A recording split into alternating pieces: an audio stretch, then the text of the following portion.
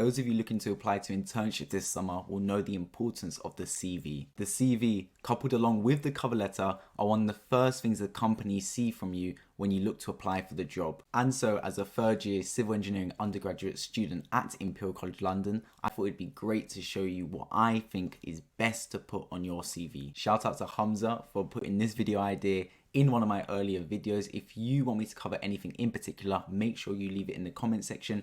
And while you're down there, make sure you subscribe. Okay, so let's get into it. A CV, also known as a resume, showcases you. As opposed to a cover letter, which is more paragraphs, extended writing, a CV literally is a list of your notable accomplishments. Ideal reaction from the employer would be looking at your CV and saying, this person is perfect for the job. The problem is, for a lot of us as students, we don't have a lot of experience. We're looking to get a job, yet we don't have the prior experience necessary to be most qualified for that position. So how do we still put together a top-notch CV? Well, that's the million-dollar question. I am by no means an expert in this topic whatsoever. I'm just going to be providing some tips that have helped me and that I've gathered from fellow students and teachers and other people I've spoken to around Imperial College London that can hopefully help you. Be sure to do your own research before constructing your CV. The first tip I'd give, and it is a controversial one for the first tip, is make your CV a maximum of 1 page. This debate has gone on for time. How long should your CV be? Should it be 1 page, 2 page, 2.5? No one seems to have the final answer. However, the people I have spoken to said 1 is best, and especially as students who won't have a lot of experience, 1 is all you need. Employers go through thousands of CVs.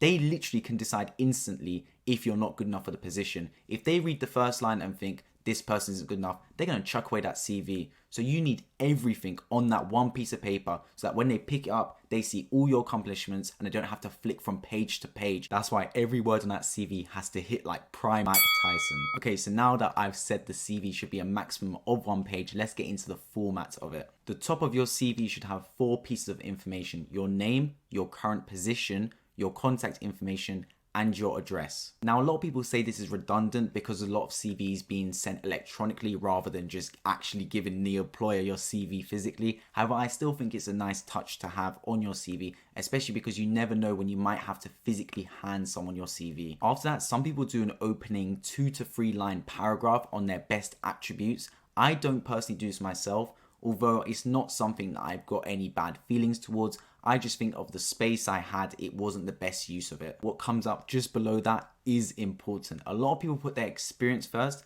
However, as a student, we should be putting our education first. List what university you're at and your grades for each year, then your A-levels, and then your GCSEs. In order to conserve space on my CV, I put the subject and in a bracket of the score.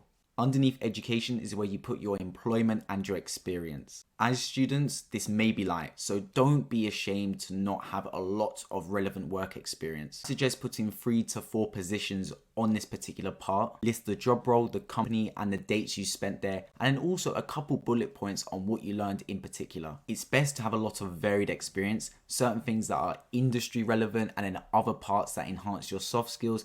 You want a whole breadth of things because employers look for that. They don't just look for one set individual. They want them to have a varied skill set. Below the segment on employment and experience is what I call the additional information segment of your CV. This is an assortment of stuff: your notable achievements, certificates, skills, interests, basically anything else that rounds you as an individual. So for skills, you can put something like you're a proficient Excel user, Microsoft PowerPoint user, MATLAB user for those engineers, and also Python if you're good at that, along with a range of other coding skills and just programming skills in general. The certificate and achievements part are pretty self-explanatory. It's anything you receive notable credibility for. I included notable things such as competing in chess competitions, completing the Cambridge Latin course, completing a Head Start program with a particular company, or a virtual internship. Just certain things you've achieved that you think would be credible on your CV. And finally, your interests.